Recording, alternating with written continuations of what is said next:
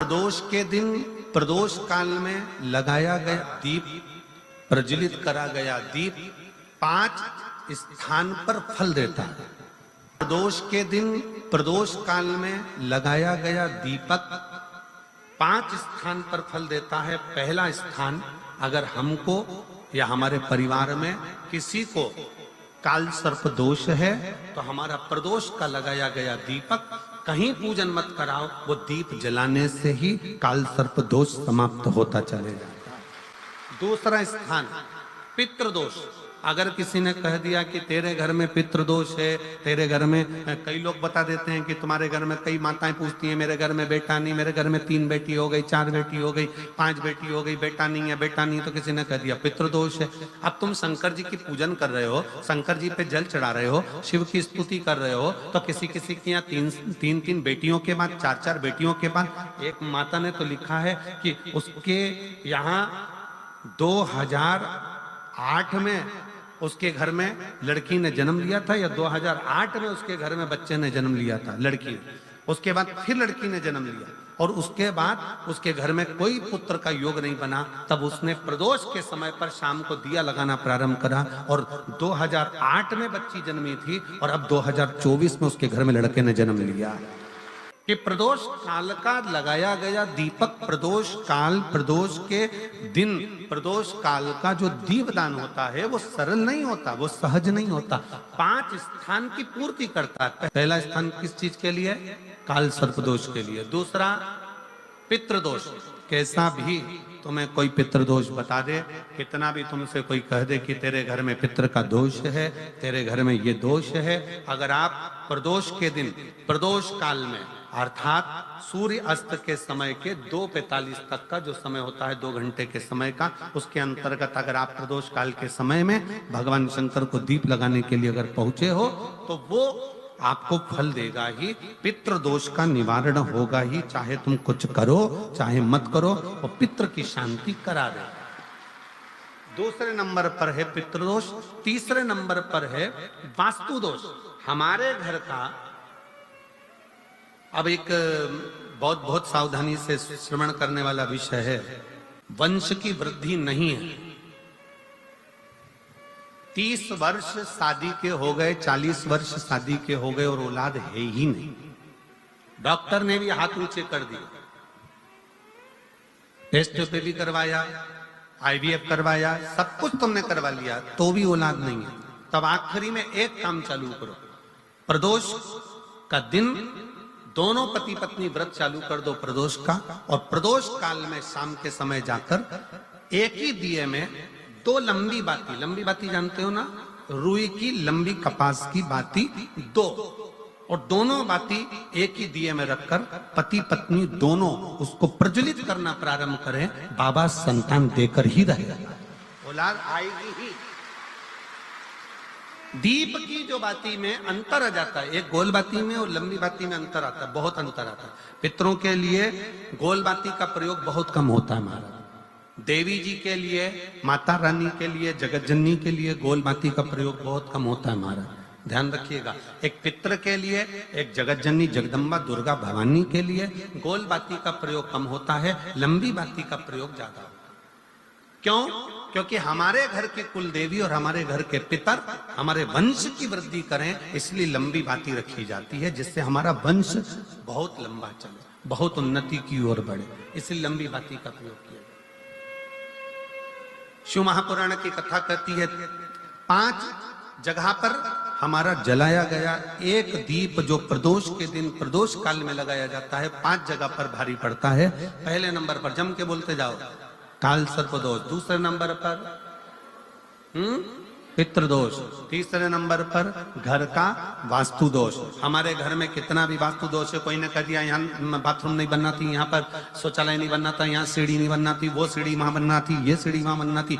तुम पूरा घर तोड़वा के देख लो, उसके बाद में जैसा वास्तु वाले हैं वैसा करा कर देख लो, उसके बाद भी तुमको शांति नहीं मिले तो समझ लेना कि तुम्हारे घर में अब वास्तु दोष तो तुमने दिखाकर समाप्त कर लिया, फिर भी वो समाप्त नहीं हो रहा, तो प्रदोष काल का लगाया गया प्रदोष के समय का दिया आखिरी में वास्तु दोष को भी समाप्त कर देता है और उसमें भी फल प्रदान करता है। काल सर्प दोष, पितृदोष, वास्तु दोष। चौथे नंबर पर 1 रुपया कमाया, 1.25 रुपये खर्च हुआ, पैसा आया गया। ये चौथे नंबर का व्यापार में थोड़े दिन दुकान अच्छी चली, थोड़े दिन बैठ गए, थोड़े दिन काम चला, थोड़े दिन बैठ गए, गाड़ी चली थोड़े दिन फिर बैठ गए, अर्थात हमारी फैक्ट्री थोड़े दिन चली फिर बैठ गए। कहीं ना कहीं तकलीफ, थोड़े दिन खाते थोड़े दिन रोते वाला चल रहा है। तो प्रदोष काल का, प्रदोष के समय का दिया इस दुख को समाप्त कर कर रेगुलर एक जैसी सांझी, एक जैसी लक्ष्मी की वृद्धि करते चले गए। प्रदोष काल का दिया। और 5वें नंबर का प्रदोष काल का दिया, प्रदोष समय का दिया 5वें नंबर पर रोग का निवारण का, रोग निवारण।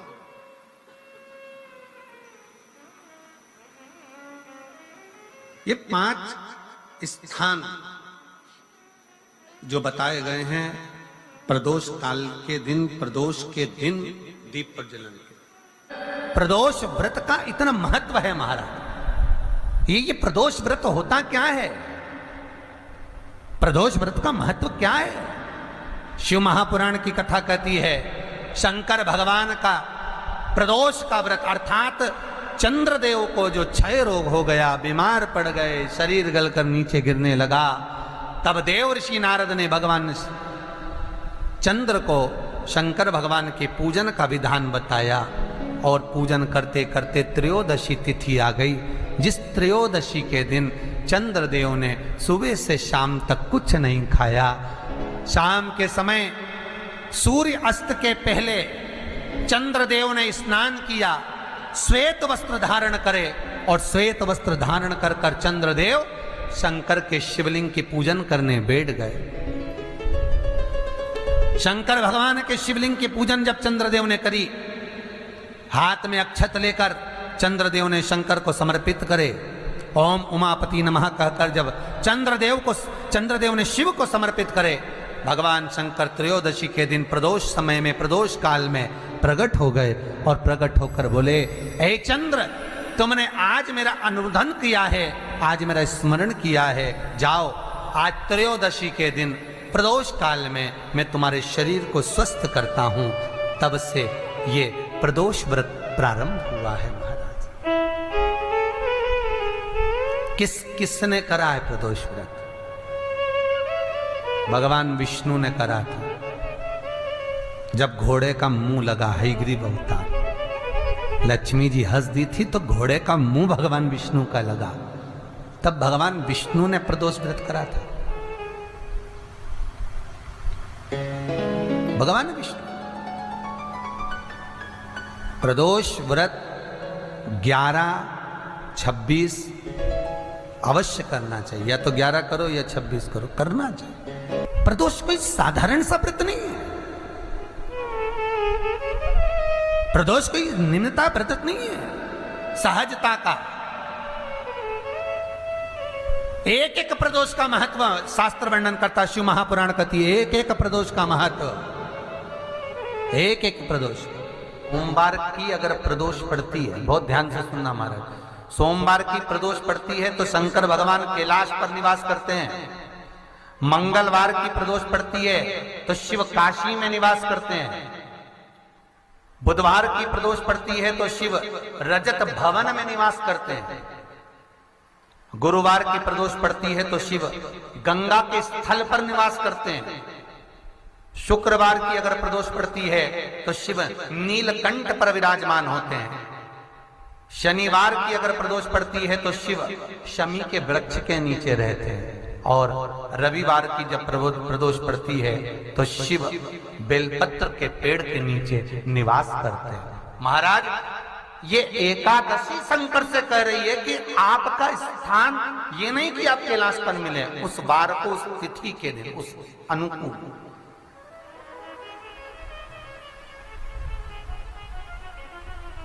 हमारे यहां कहते हैं सोमवार की जो प्रदोष पड़ती है वो इच्छा पूर्ति करती है, मंगलवार की प्रदोष रोग से मुक्ति देती है, बुधवार की प्रदोष कामना की पूर्ति करती है, गुरुवार की प्रदोष शत्रुओं का नाश करती है, शुक्रवार की प्रदोष सुख और शांति देती है, शनिवार की प्रदोष संतान का सुख देती है, और रविवार की प्रदोष जो काम दुनिया में कोई नहीं कर सकता वो अचूक फल की प्राप्ति रविवार की प्रदोष करा देती है महाराज। ऐसी प्रदोषों का नियम वर्णन किया चाहिए। भगवान कहते ठीक है तू थोड़ी देर खड़ी हो। एकादशी सम्मुख खड़ी हुई, पार्वती जी ने जिस अंगुष्ठ का जल पीने के लिए लिया था हाथ में, बस पीने ही वाली थी, शंकर भगवान ने वही हाथ में जल लेकर एकादशी के हाथ में उसको देकर कहा ले, ये मेरे द्वारा निर्मित एक व्रत है जिसे त्रयोदशी के दिन तूने मांगा है, मैं तुझे देता हूं। आज इस व्रत का फल मैं तुझे प्रदान करता हूं। अब तू जिस जीवात्मा को लेकर जाएगी उसका पाप प्रबल नहीं होगा। किसी स्त्री पुरुष बालक बुजुर्ग जो भी होगा जिसने प्रदोष का व्रत करा होगा वो जीवात्मा को तू किसी फल की कामना से नहीं स्वतः ही लेकर चली जाएगी, उसमें कोई कामना नहीं है। बन सके जीवन में 11 प्रदोष या 26 प्रदोष करने के बाद आप उसका उद्यापन कर कर विराम भी दे सकते, पर जीवन में एक बार प्रदोष का व्रत मौका मिले, जिस कामना से जिस दिन का भाव आपके मन में आए कि मुझे रोग से मुक्ति पाना है तो ये प्रदोष मुझे करना है, मैं और रोग मुक्ति के लिए हम मंगल जो भी आपके मन में आ रहा है, संतान प्राप्ति के लिए शनिचरी प्रदोष आप उसका स्मरण करें। फिर लिखा शिव महापुराण में, बड़ा सुंदर लिखा वेदव्यास जी ने, मान लो आप प्रदोष का तो नहीं कर सकते, आप अगर व्रत नहीं कर सकते तो प्रदोष के दिन प्रदोष काल में शाम का समय सूर्य अस्त का कुछ पल कुछ घड़ी के पहले से लेकर बाद तक का प्रदोष काल के अंतर्गत आप शंकर जी के मंदिर में जाकर 1 लोटा पानी 5 बेलपत्र भी अगर समर्पित करते हैं तो संपूर्ण प्रदोष का फल आपके भाग्य में प्रबल हो जाए। शिव महापुराण में इसका लड़की को मंगल है, गुरुजी लड़के को मंगल है, क्या करा जाए? कुछ मत करो। प्रदोष के व्रतों में वर्णन किया गया है कि रवि का प्रदोष, भौम का प्रदोष, मंगल का प्रदोष, बुध का प्रदोष, गुरु का प्रदोष, शुक्र का प्रदोष, शनि का प्रदोष। जो प्रदोष पढ़ते हैं पूरे महीनों में, पूरे वर्ष में मंगल का प्रदोष निकाल कर रख लो कि मंगल का प्रदोष इस दिन पड़ रहा है, मंगल की त्रयोदशी तिथि पड़ रही है, प्रदोष व्रत मंगलवार का पड़ रहा है। और जिन लड़का लड़की को मंगल होते हैं, जिन कन्या और वर को मंगल होते हैं, केवल शंकर भगवान के मंदिर में जाकर चौमुखी दिया, 4 बत्ती का दिया आटे का, उसमें घी डालकर लड़की शंकर भगवान के मंदिर में मात्र 7 बार शंकर पे से उतार कर 3 बार स्वतः उतार कर शिव के मंदिर में रख देती है। उसका मंगल आड़े आता ही नहीं है, मंगल नहीं आता सामने। मंगल प्रदोष व्रत का इतना महत्व है महाराज। एक बात बहुत अच्छे से समझ लीजिए, जिसके घर में क्लेश होता हो, अशांति रहती हो, क्लेश रहता हो, या छोटी छोटी बात पर विवाद चालू हो जाता हो, या पति पत्नी में, परिवार में, सास बहू आदि कादिक में कहीं ना कहीं कुछ अगर विवाद रहता हो, ऐसा बेलपत्री की डंडी रहती है ना, बहुत ध्यान दीजिएगा महाराज। श्राद्ध पक्ष की कथा चल रही है, शिव महापुराण आज विराम की ओर है, ध्यान दीजिएगा। जैसे ये बेलपत्री की जो डंडी होती है, डंडी का जो भाग होता है बेलपत्री की, ऐसा बेलपत्री की 7 भाग ले लो, मतलब बेलपत्री 7 ले लीजिए। 7 बेलपत्र लेकर कच्चा जो सूत होता है ना, कच्चा सूत जो जानते हो पेड़ पौधे में माता लपेटती हैं, धागा जो होता है ना सफेद कलर का कच्चा धागा, जो बड़ में, पीपल में और आंवला आदि में लपेटा जाता है, कच्चा सूत, उसको शंकर भगवान और माता पार्वती का स्मरण कर कर नंदी के, जो नंदी होता है, नंदी के राइट भाग में नंदी का एक पांव ऊंचा होता है। आपने देखा होगा आगे का पांव ऊंचा होता है, बैठते समय नंदी का एक पांव ऊंचा, एक पांव नीचे की हो जाता है। तो नंदी का जहां पांव ऊंचा है उस ऊंचे पांव के पास में बैठना है। कच्चे सूत पर उस बेलपत्री के जो 7 गुच्छ हैं, 7 जो बेलपत्री के भाग हैं, 7 बेलपत्री हैं, उसको अपना नाम गोत्र स्मरण कर कर उस कच्चे सूत को लपेटना है। महाराज लाल कलर का चंदन उस बेलपत्री के पत्ते में जो अग्रभाग होता है, सबसे आगे का भाग, 7 में लाल चंदन लगाना है। महाराज उस चंदन को लगाकर आप प्रदोष के दिन, प्रदोष काल में शंकर भगवान को समर्पित अगर करते हैं तो जिस घर का गोत्र बोला है उस घर में कभी क्लेश नहीं हो सकता, वो शांति का अनुभव कर, उसमें क्लेश नहीं हो सकता। एक धागा होता है पक्का धागा, एक धागा होता है कच्चा धागा। बहुत ध्यान दीजिएगा महाराज, पक्के धागे से नहीं लपेटना सफेद। कच्चा जो धागा पीपल में, बड़ में या आंवला आदि में जो हम लोग लपेटते हैं पूजन करते समय, वो कच्चा धागा। और एक बात और आपको कहने, ध्यान दीजिएगा, अगर मान लो किसी पति पत्नी का तलाक तक की नौबत हो गई और तलाक नहीं कराना है, आपस में वापिस प्रेम बढ़ जाए, छोरी वापिस घर में रहे, बेटा उसको रखे, बहू रहे, आपस में प्रेम बढ़े, वो भले मायके चली गई हो, वो भले लड़का छोड़कर चले गया हो, अकेली रह रही हो और चाहती है कि मैं पति के साथ रहना है, तलाक नहीं होना चाहिए, हम दोनों में प्रेम रहे, वो संभाले मेरे को भी और मैं भी आदर करूं, वो भी आदर करे। तो मेरा निवेदन है, कच्चा जो सूत होता है, कच्चा जो धागा होता है, नंदी के ठीक पीछे बैठकर कोई साथ में आपके परिवार का कोई व्यक्ति चले जाए और हस्तकमल को, जिसको अपने परिवार में वापिस रहना है, उस स्त्री हो या पुरुष हो, दोनों में से कोई भी नंदी के पीछे बैठकर सोमवार की जिस दिन अष्टमी पड़े उस दिन नंदी के पीछे बैठकर हाथ को ऐसा बंद करना है, हाथ में एक बेलपत्री रखना है, सीधी सीधी बंद कर कर 7 बार उस हाथ पर कच्चा सूत लपेट देना है।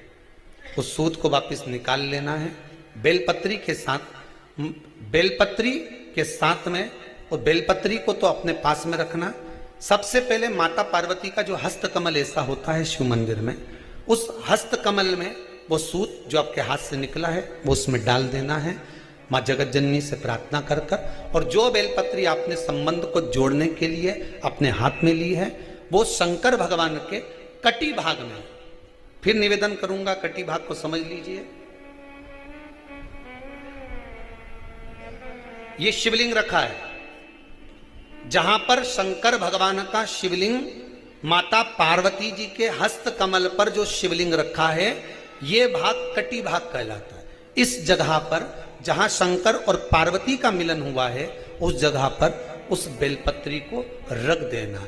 महाराज ज्यादा से ज्यादा 3-4 महीने लगते हैं, दोनों में वापिस प्रेम बढ़ जाता है, दोनों एक हो जाते हैं। तलाक तक बात चल भी रही हो तो वो तलाक समाप्त हो जाता है, प्रेम, करुणा, आसक्ति, स्नेह बढ़ जाता है। संबंध टूटने की कतार पर एक बार माता पार्वती को समर्पित तो करो अपना संबंध कि मां अब तुझे नहीं भाना। माना मैंने अपशब्द कह दिया होगा, माना मेरी गलती होगी, थोड़ी गलती उनकी भी होगी, पर दोनों की गलती है मां, अब इस संबंध को तुझे निभाना। जब कच्चा सूत माता के हाथ में रखो तब माता को विनती करना, इस संबंध की डोरी अब तेरे को दे दी। दीन बंधु दीनानाथ मेरी डोरी तेरे, अब ये डोरी मैंने तुमको दे दी है, अब ये संबंध आपको निभाना है, अब ये संबंध मेरा। एक प्रयोग जरूर कर कर देखना, जिस दिन घर में क्लेश हो रहा हो, भाइयों में आपस में झगड़ा हो रहा हो, देवरानी जेठानी में झगड़ा हो रहा हो, सास बहू में झगड़ा हो रहा हो और शांति हो ही नहीं रही, बहुत प्रयास कर लिया तुमने कि शांति नहीं हो रही, तो प्रयास करो, प्रदोष के दिन एक बेलपत्र लीजिए,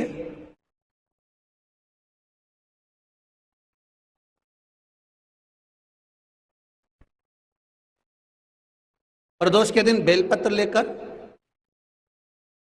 अपना जो परिंडा होता है, परिंडा जानते हो, मटका हंडा जहां पानी भरते हो, पितरों का स्थान, उस परिंडे को बेलपत्र छुआकर उस बेलपत्र को शंकर भगवान के ऊपर जो जलाधारी होती है, उस जलाधारी में इस डंडी को अपने घर का नाम गोत्र बोलकर उसको डाल दिया जाता है। एक लोटे पानी में थोड़ा सा शहद मिलाकर उस जलाधारी में भगवान शंकर का भृंगेश्वर नाम लेकर चढ़ा दिया जाता है।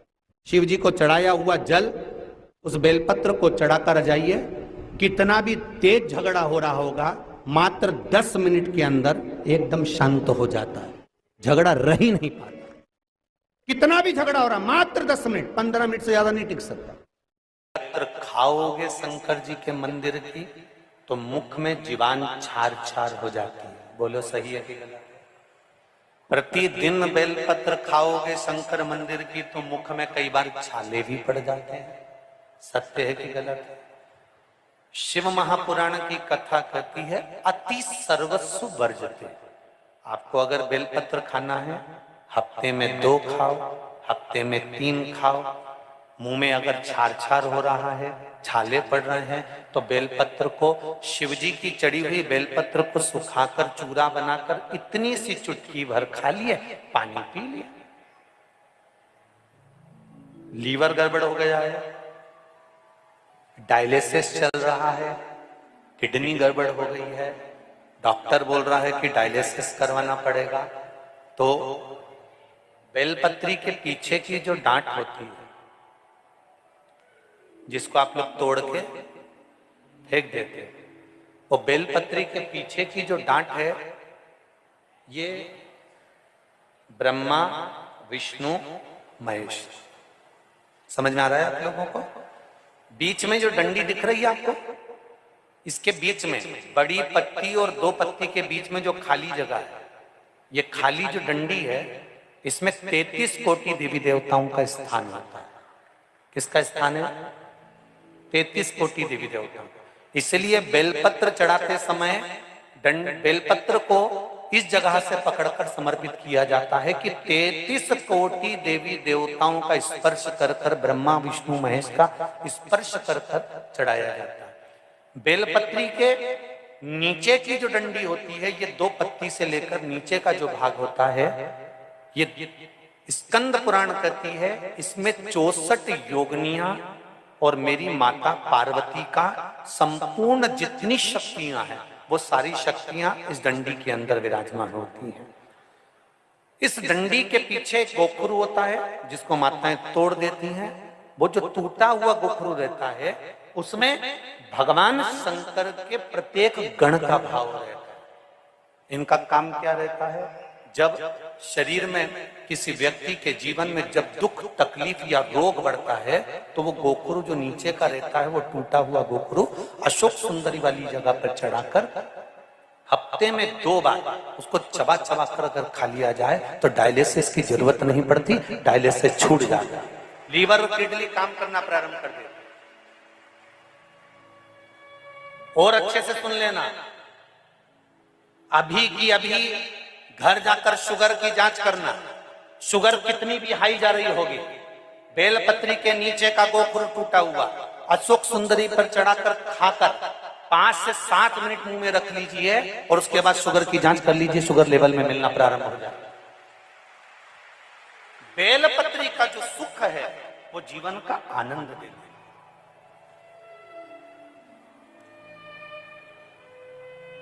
साधारण नहीं है बेलपत्र।